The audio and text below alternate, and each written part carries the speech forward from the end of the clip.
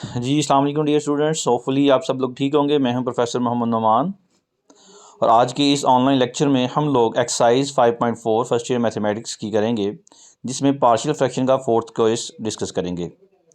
ये ये irreducible quadratic irreducible और रिपीटिंग फैक्टर है। फोर्थ केस में हमारे पास क्वाड्रेटिक इक्वेशन होगी जो इररिड्यूसिबल होगी, उसकी फैक्टराइजेशन नहीं हो सकती होगी, और रिपीटिंग होगी। इनमें पावर जो है 1 2 3 कुछ ना कुछ बाहर होल की पावर होगी। अब बेटा ये हमारे पास क्वेश्चन नंबर 1 है, इंतहाई आसान क्वेश्चन है ये वाले। इस एक्सरसाइज से क्वेश्चन जो है अगर फर्स्ट ईयर गुजरांवाला बोर्ड की बात की जाए तो बहुत कम आता है, लेकिन फिर भी ये फोर्थ केस है, आ सकता है। तो हम लोग इसका क्वेश्चन नंबर 1 देखते हैं। इसमें था x Q plus 2x plus 2 और नीचे है x square plus x plus 1 की पावर 2। बटे के ऊपर जो हाईएस्ट पावर है बेटा वो 3 है, और बटे के नीचे अगर हम लोग ये स्क्वायर ओपन करें तो एक्स स्क्वायर का स्क्वायर एक्स की पावर 4 बनेगी। तो बटे के ऊपर हाईएस्ट पावर 3 थी और बटे के नीचे 2 है, इसका मतलब ये प्रॉपर फॉर्म में है। X square plus x plus 1 की बेटा अगर हम लोग फैक्टराइजेशन करने की कोशिश करें तो इसके फैक्टर नहीं बनेंगे, रियल फैक्टर्स नहीं बनेंगे। तो अब हम लोग इसके देखते हैं कि क्योंकि x square plus x plus 1 की पावर 2 थी, तो हम अज्यूम करेंगे कि इसके नीचे जो है डिनोमिनेटर में दो फैक्टर्स हैं। तो एक मरतबा एक्स स्क्र प्लस 1 की पावर 1 और एक मरतबा एक्स स्क्र प्लस 1 की पावर 2। अब क्योंकि बटे के नीचे x की पावर 2 है, इसलिए जो हम लोग ऊपर अननोन कांस्टेंट लिखेंगे ये एक लीनियर कम्बिनेशन में आ जाएंगे, a x plus b and c x plus d. X square plus x plus 1 के साथ दोनों तरफ हम लोग जब मल्टीप्लाई करेंगे तो लेफ्ट हैंड साइड से रकम कैंसिल होकर ऊपर आ जाएगा x square plus 2x plus 2, जबकि राइट हैंड साइड पे ए एक्स प्लस बी के साथ एक पावर कैंसिल हो गया, एक पावर मिल जाएगी, जबकि सी एक्स प्लस डी के साथ सारी रकमें कैंसिल होकर just see x plus D रहेगा। अब बेटा जी हमने क्या करना है, ए एक्स पहले इस सारी रकम के साथ मल्टीप्लाई हो जाएगा और बी भी मल्टीप्लाई होगा। जब ए एक्स को करेंगे तो ए बेटा वह वैसे रहा, एक्स एक्स स्क्र के साथ मल्टीप्लाई होकर बना एक्स क्यूब, एक्स के साथ मल्टीप्लाई होगा एक्स स्क्र बन गया, और एक एक्स जब 1 से मल्टीप्लाई होगा तो बन जाएगा एक्स। दूसरी तरफ जब b को मल्टीप्लाई करेंगे तो b into x square plus x plus 1 वैसे ही, और ये सी एक्स प्लस डी जो था वो रकम भी वैसे ही। स्टूडेंट्स इस क्वेश्चन में हमने 4 अननोन कांस्टेंट लिखे थे, a x plus b and c x plus d में a b c and d. हमें ये 4 अननोन कांस्टेंट मालूम करने हैं। बटे के नीचे दो फैक्टर थे, दोनों जो हैं वो क्वाड्रेटिक हैं, तो हम इसको जो है लेट इक्वल टू 0 नहीं रखें करेंगे, तो कंपेयरिंग मेथड की तरफ जाएंगे। Comparing coefficient of x cube x square x and x की पावर 0, ये एक्स नॉट भी आप इसको कह सकते हैं। ये कांस्टेंट नंबर होंगे, जहाँ पे एक्स की पावर 0 है इट मीन्स ये कांस्टेंट है। तो लेफ्ट राइट में सबसे बड़ी पावर 3 थी, तो बड़ी पावर से हम लोगों ने स्टार्ट करना होता है। तो एक पावर 3, एक पावर 2, 1 और 0, 4 कांस्टेंट क्योंकि हम लोगों ने मालूम करने थे अननोन कांस्टेंट, इसलिए 4 पावरों को ही हम लोग कंपेयर करेंगे। अब बेटा जी इस क्वेश्चन की देखिए, जब कंपैरिजन करेंगे लेफ्ट हैंड साइड पे एक्स क्यूब का कोएफिशिएंट 1 है तो ये 1 आ गया, जबकि राइट हैंड साइड के ऊपर अगर हम लोग देखें तो राइट हैंड साइड में यहाँ पर मैं दोबारा से इसको हाईलाइट कर देता हूँ स्टार्ट से, तो राइट हैंड साइड में जस्ट एक्स क्यूब एक ही है, तो इसलिए ए 1 ज़ार ए 1 इज इक्वल टू ए, ये हमारे पास ए की वैल्यू आ गई। फिर एक्स स्क्वायर की बात करें तो बेटा जी लेफ्ट हैंड साइड के ऊपर यहाँ पर एक्स स्क्वायर वाली कोई रकम मौजूद नहीं है, इसलिए एक्स स्क्वायर का कोएफिशिएंट 0 होगा, जबकि दूसरी तरफ एक्स स्क्वायर के साथ एक ए आ जाएगा, और इसी तरह से दूसरे एक्स स्क्वायर के साथ हमारे पास बी आएगा, ए प्लस बी। फिर इसके बाद एक्स के कोएफिशिएंट देखें तो एक्स का कोएफिशिएंट बेटा जी जो लेफ्ट हैंड साइड पे देखें 2x है, तो इसलिए लेफ्ट हैंड साइड पे आएगा 2। राइट हैंड साइड पे बेटा जी हमारे पास आ जाएगा एक a, एक आ जाएगा हमारे पास b और एक आ जाएगा c। तो x के साथ मल्टीप्लाई कर a plus B plus C. Similarly हम लोग कांस्टेंट की बात करेंगे, x की पावर 0, तो लेफ्ट हैंड साइड के ऊपर 2 है। राइट हैंड साइड की बात करें तो ये मिलेगा हमारे पास एक यहाँ पर देखें पहली रकम में तो कोई भी कांस्टेंट नंबर नहीं है, इधर b 1 ज़ार b, तो एक b कांस्टेंट है, दूसरा d जो था वो हमारे पास कांस्टेंट था, तो b प्लस डी।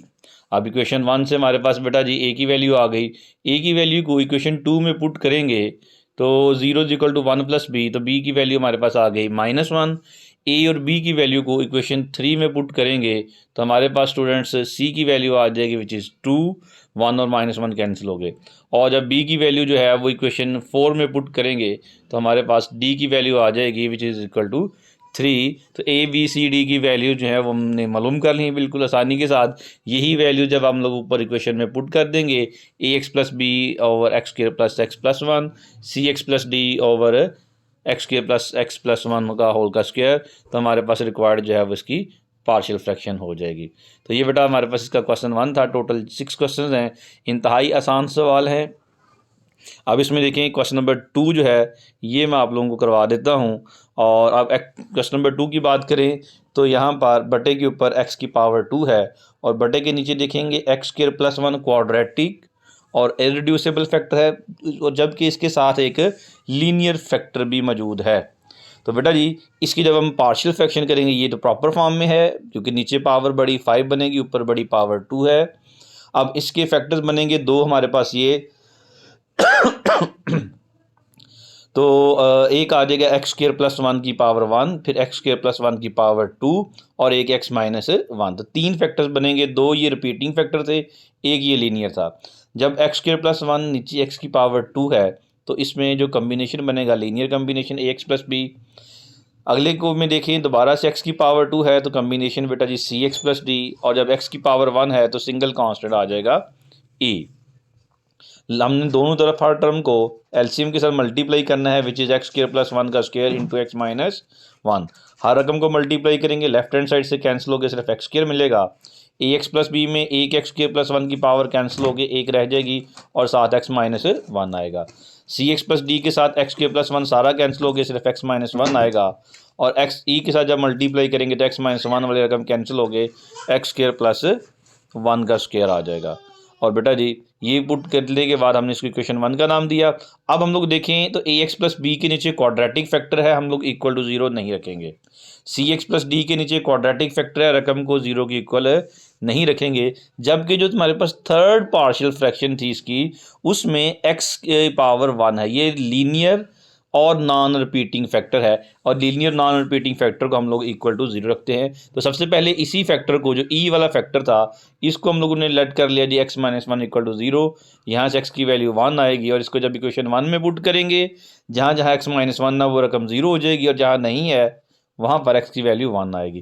तो x की जगह हम लोगों ने 1 का स्क्वायर पुट कर दिया, x माइनस 1 मौजूद था तो ax प्लस बी वाली सारी रकम 0 हो गई बेटा जी। इसी तरह से सी एक्स प्लस डी के साथ x माइनस 1 था, ये वाली सारी रकम 0 हो गई।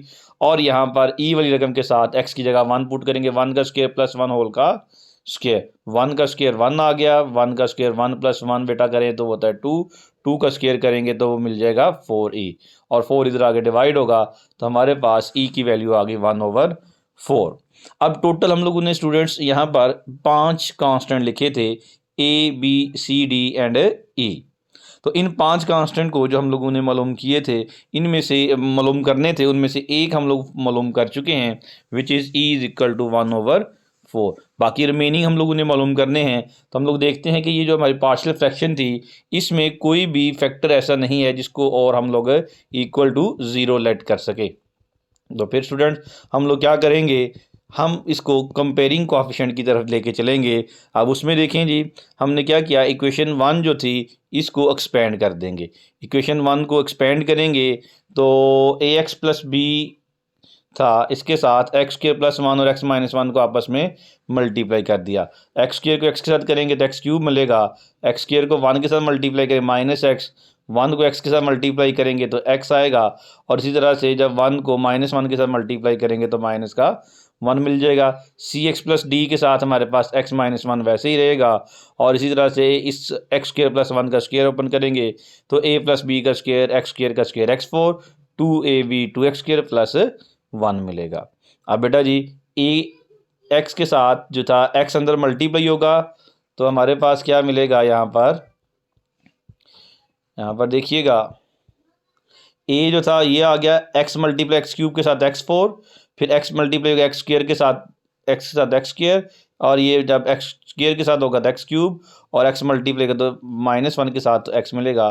तो ax को जब हम लोग इस x cube plus x minus x square -1 के साथ मल्टीप्लाई करते हैं तो हमारे पास ये रकम बनती है a into x4 plus x square minus x cube minus x, फिर b सारी रकम के साथ मल्टीप्लाई हो जाएगा। सिमिलरली सी एक्स का जो है वो हमने मल्टीप्लाई करना है x माइनस वन के साथ, बाहर c रहेगा, x को x के साथ करेंगे तो एक्स स्क्र, और x को माइनस वन के साथ मल्टीप्लाई करेंगे तो माइनस एक्स, डी जो है वो x माइनस वन के साथ मल्टीप्लाई हो जाएगा, और सिमिलरली ई वाली रकम वैसे ही आ जाएगी।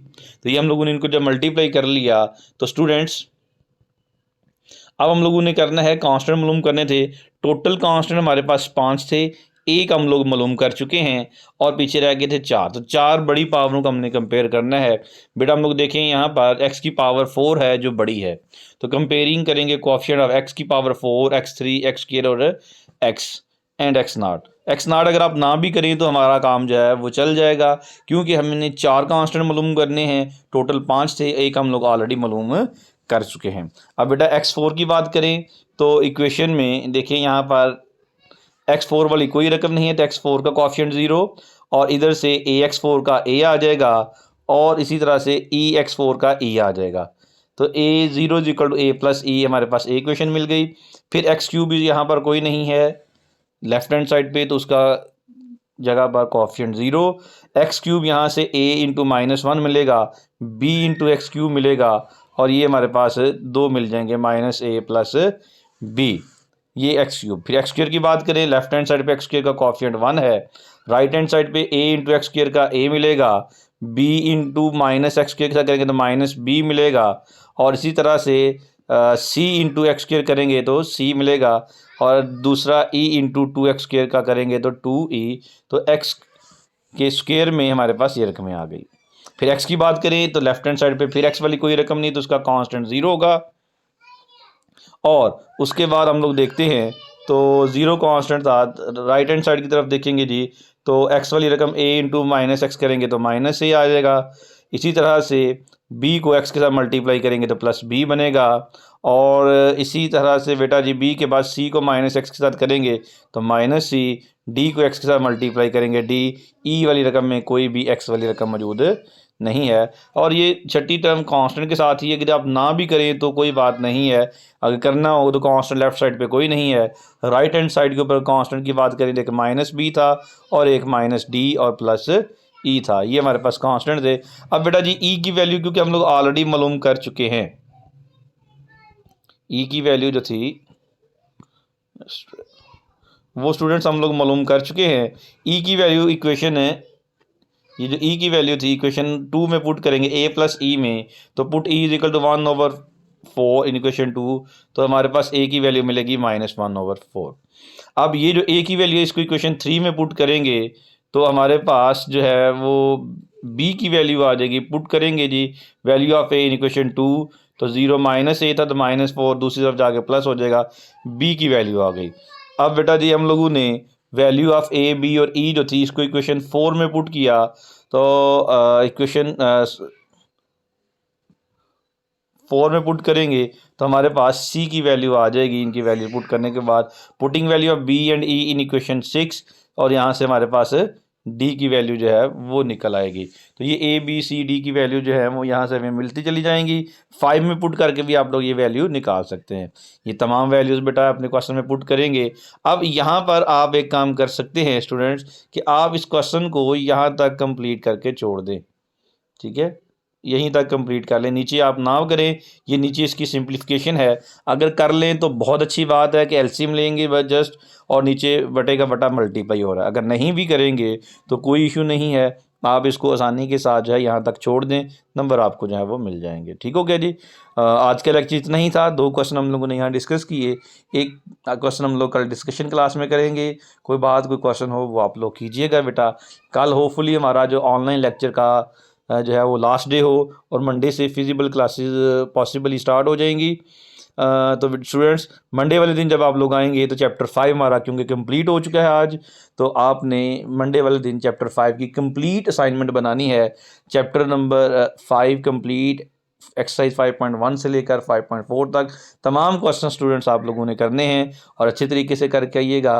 आप लोगों के साथ हमने नोट्स शेयर कर दिए हुए हैं, वीडियो लेक्चर शेयर किए हुए हैं, और स्टूडेंट्स के अलावा हमने एक डिफरेंट यूट्यूब चैनल से भी आप लोगों को हेल्प आउट करने के लिए सेंड किए हुए हैं लिंक। आपको जहां से बेहतर लगे वहां से आप कर सकते हैं तैयारी। और इसके अलावा अगर आप लोग चाहें तो आप 24/7 कोई भी मसला हो स्टडी के हवाले से तो आप हमें इनबॉक्स कर लिया करें।